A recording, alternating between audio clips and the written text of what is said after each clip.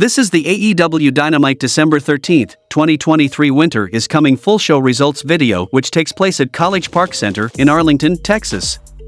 The show opens with Samoa Joe making his entrance as we get a recap of last week's attack on Maxwell Jacob Friedman.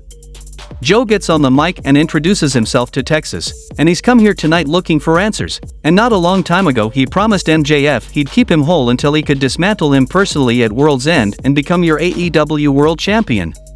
He says he saw a beer bottle of a certain brand of beer that a certain cowboy enjoys and then smelt a certain scent of Stetson and disappointment, but he couldn't find this certain cowboy.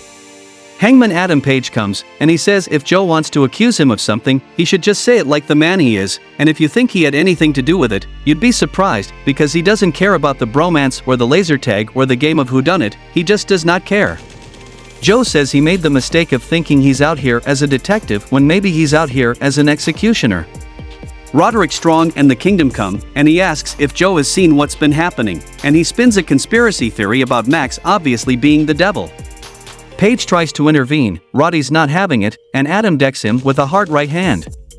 Then we saw a match between Hangman Adam Page versus Roderick Strong, and the result of this match was Hangman Adam Page defeated Roderick Strong by pinfall with Deadeye. Then we saw the Continental Classic Blue League match, which happened between Andrade El Idolo versus Brody King, and the result of this match was Andrade El Idolo defeated Brody King by pinfall with the Hammerlock DDT, earning 3 points for a total of 9. Renee Paquette interviews Kevin Von Erich alongside his sons Marshall and Ross. Covey says it's great here and he admires the house style, and Danhausen, Orange Cassidy, and Trent Beretta roll up, and Orange asks the Von Erichs if they'll team with him on Friday at Rampage, and they accept. Back from the commercial, Golden Jets comes to the ring, and Jericho says it's been a while since they've been here because of Big Bill and Ricky Starks, who attacked him after Full Gear, dislocated his elbow, and put him off 3 weeks. Last week, after Kenny's great match with Ethan Page, Bill put him on the ground, and now he wants them to get their sorry asses out here. Absolute Ricky Starks and Big Bill Morrissey come, and Bill says nobody would be surprised if Jericho attacked Omega out of nowhere, and Omega reminds them they have a title shot and says they'd like to have it at World's End. Ricky says Chris shops at Hot Topic, and Jericho says he wouldn't bite him if he was a vampire, and just comes out and says he's a better dressed and less charismatic Enzo Amore.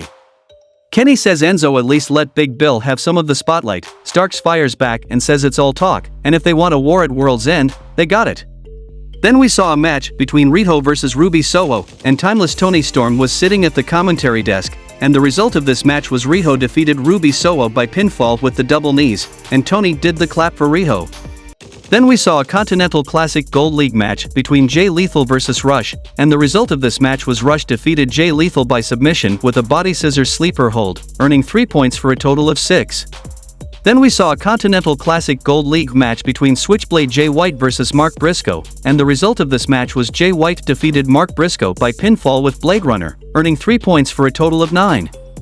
In the main event of the show, we saw a Continental Classic Gold League match between Jon Moxley versus Shane Swerve Strickland, and the result of this match was Jon Moxley defeated Shane Swerve Strickland by pinfall with a victory roll and a handful of tights, earning 3 points for a total of 12.